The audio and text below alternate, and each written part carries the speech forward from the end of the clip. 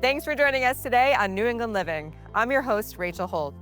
First up, we're heading to Plymouth, Mass. to visit one of the state's oldest and most notable lighthouses with Project Gurnet and Bug Light's president, Dolly Snow Bicknell. Dolly, this is Plymouth Light, also known as Gurnet Light. It dates back to 1768, so there's a lot of history here. Yeah. Thank you. Yes, I remember that number. Tell me what the history is here. Well, as you can see, the lighthouse here says 1842. So this is not the original lighthouse. The original lighthouse was just a house with a lantern at both ends. And that was so you could distinguish it from the other lighthouses in the area. Then as time went on, there were twin lighthouses that were built. In 1999, the Coast Guard moved the light back because of the erosion. We have a big erosion problem here, and that's why this lighthouse is over there, and the foundation for the other one is over there. Something I thought was really cool reading about this is the first female lighthouse keeper in the U.S. was here, Hannah Thomas. Hannah Thomas, that's right.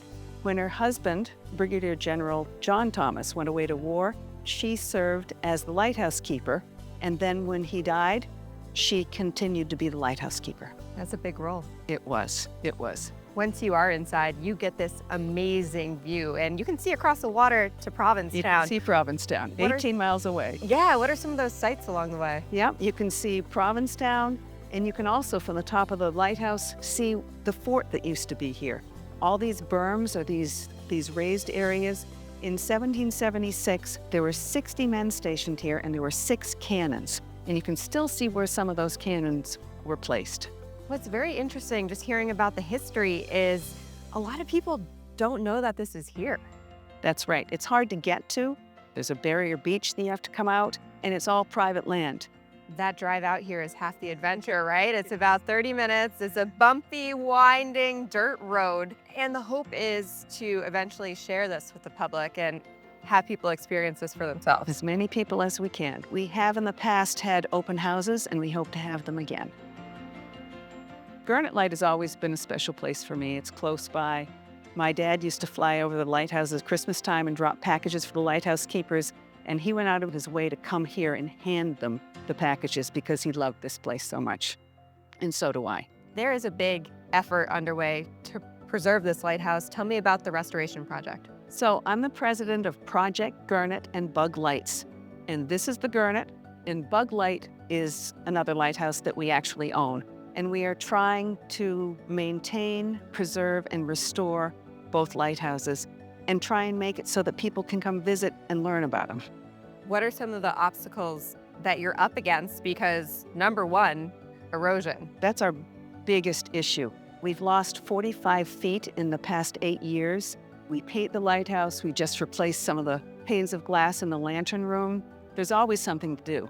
And Bug Light, which is in the middle of the water, has even more issues. Why do you see the value in fixing up these lighthouses and keeping their legacy going? It's our nautical history. And there's something about a lighthouse that makes it really special. What we're really grateful for is this is not open to the public, but you're going to allow us to go inside, check it out, and see it for ourselves. Yes, there are artifacts, old photos. Then you can climb up a level, see more things. Then you can go all the way to the top. That's the part that I'm most excited for, so let's check it out.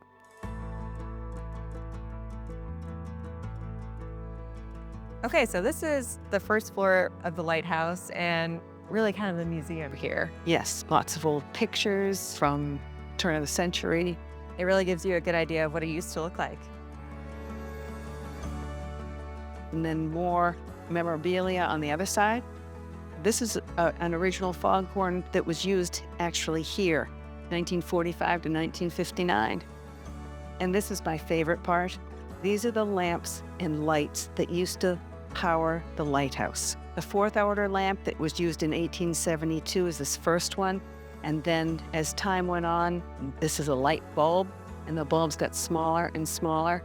And when we get to the top, you'll get to see how small they are now. You can see the progression. So now we're all the way down to the one on the right. That's small to light this big lighthouse. It's amazing, isn't it? Wow. All right, well, I know there is a really good view waiting for us, but we do have to work for it a little bit because there are a couple levels here. You ready to go up? I think so, yep. One more level. Almost there. As you go up, watch your head, reach up. Okay. Reach up with your left hand. Last step's bigger than the others. And enjoy the view. Oh, wow, look at this. Amazing. So as you look, you can see the lens is rotating all the time. It's going to do 3 flashes at night. This is a backup lens on top. And remember when we were downstairs and I showed you the bulbs? Yep. Look at the size of them now. Very small. And when one goes out, the next one pops in. So it's one light all the way. It's amazing that one little light can be seen for so many miles. I mean, this is pretty unique. It's not every day you get to experience something like this, and I'm sure not a lot of people do. You're right. This is pretty special.